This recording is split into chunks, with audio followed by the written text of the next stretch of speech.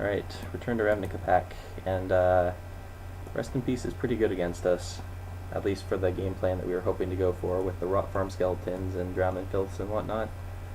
I'm not going to hate it though, because there's other things I want.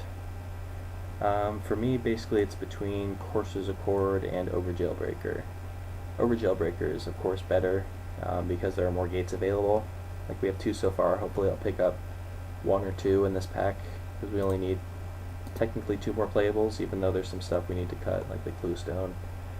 I'm just going to take the Jailbreaker. It's the more solid card. Good body, which is something we need when we're in like a kind of a mid-rangey shell. What do we have? Guildgate stands out to me, for sure. But already our splash color is green, and we have 2 green Guildgates, even though this one isn't really in our 2 primary colors, but I'll probably still play it. I think I'm just going to play the Scorpion though, because it does enable our graveyard plan, and we want more of that. Yeah, it's probably correct. Not actually sure, but let's see. Well, since I just took a 4-drop, Slum Reaper is probably not that great, even though we do have a couple guys we don't mind sacking. Like Corpse Blockade, I guess, can stop early aggression and then go away, or Bane Alley Blackguard if we even end up playing it. We have some decent removal here. What's our removal look like? 1, 2, 3, 4, 5, 6, 7. Yeah, we have a pretty good suite of removal, so I don't think we need to take Rites of Reaping.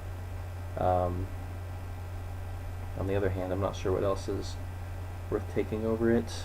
I don't really want to play Concordia Pegasus, although I guess it is strictly better than the Blackguard for us. Phantom General, we don't need tokens right now. I would like to fill up the 3-drop slot, because I don't want to play this Mere Cluestone. I don't know. I'll take the Slum Reaper, because it seems like the strongest card in a vacuum, and we are hoping to go for the graveyard strategy. Alright, Trestle Troll is something I was looking to pick up, so I'm happy to take it here, which means that I do want to pick up another gate that can tap for green. Rakdos Guild Gate is not for us. Transguild Promenade would be pretty sweet, even though we do actually want solid gates for the Jailbreaker and the Gatekeepers. But Trestle Troll is something we do need. Sitting at 24 playables, but we're definitely going to cut some stuff out of this. Happily take a Sewer Shambler here. 2 things we need. It's a 3-drop and a Scavenge Creature. Pretty happy to take that here. Yeah, possible I just got the Drown in Filths, because then we have, let's see, removal, removal, removal, removal, combat trick, and, you know, finisher. I guess this isn't really a creature, but I'm just considering creature versus non-creature here. Like, maybe I even cut like the Blackguards or something out of the creature suite. Ooh, there's some good stuff here. Augur Spree is the best card, I think, by a long shot. Call the Conclave is quite strong, but I don't think we're going to be able to consistently turn to it, which is when it's especially good. And for the same reasoning, Eyes in the Skies is really not going to do much for us except make 2 birds, which is respectable, especially with the Shadow Slice. I don't think we need any more 4-drops, because all our 4-drops except for the Fatal Fumes are creatures. Yeah, a lot of good red and blue here, which is unfortunate because it's not what we want. I'll take the Eyes in the Skies and consider it, even though it's not looking likely. Grim Roustabout's fine. It can play both offense and defense, depending on what you need in the game. There's some combos with Shrieking Affliction now that we have full block, but not a lot. So, yeah, Grim Roustabout's fine pickup here. Really nothing else in consideration. So I'll cut the Blackguards because I don't really like it. Another Jailbreaker. There's also some consideration to Horncollar's Chant, but I think we can be aggressive enough that we don't have to wait it out till turn 8 to win the game.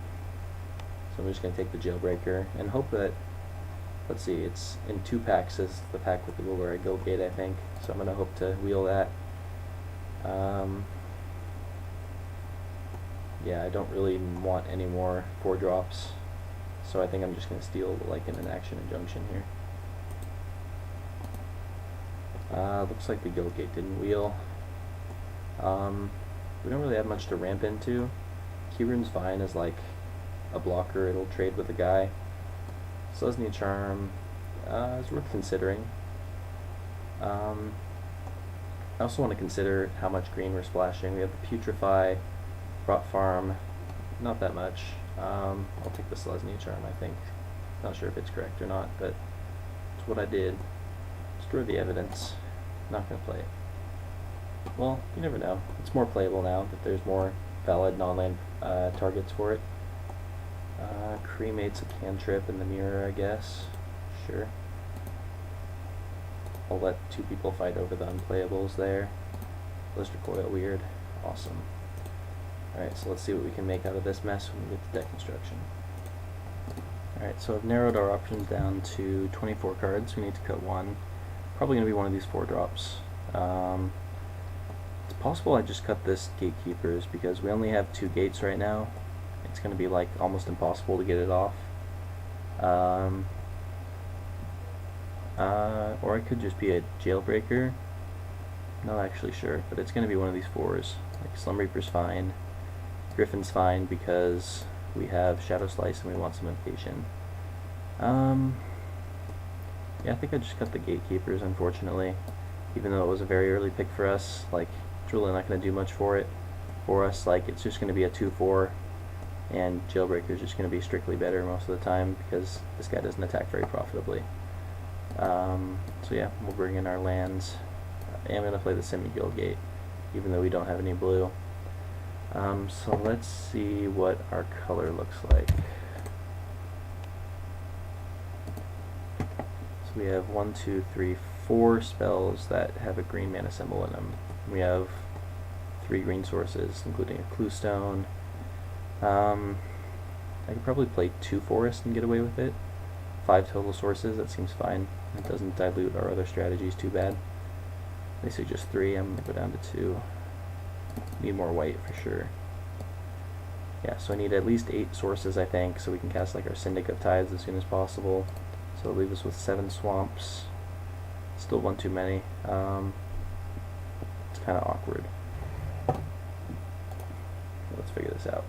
Mana bases, I think, are one of the trickier things of this format. 1, 2, 3, 4, 5, 6, 7, 8 black sources. It's respectable. 1, 2, 3, 4, 5, 6, 7, 8 white sources, okay. And then 5 green sources. Still need to cut 1. We have a little bit more black. The white is nice, but not as important as the black, I think, especially because all of our multicolored spells are black. And we have 1 gate that can tap for white, which we don't have in black, so I don't feel comfortable cutting a swamp. So I think we'll go with this and hopefully take it down.